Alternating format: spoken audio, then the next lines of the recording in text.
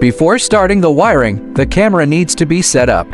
Please set the camera's USB connection mode to photo import or remote control.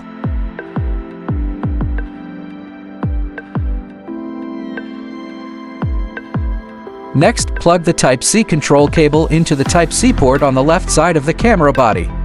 Then, connect the other end with the Mini 10-pin connector to the remote port at the bottom of the monitor.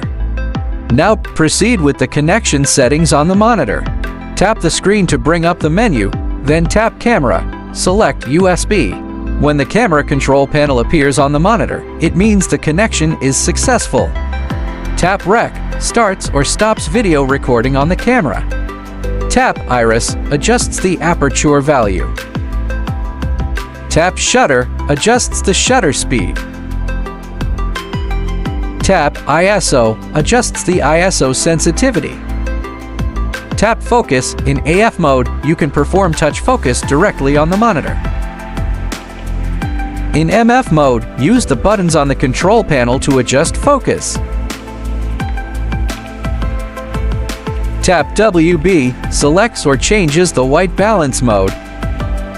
When white balance is set to K, tap CT to adjust the color temperature.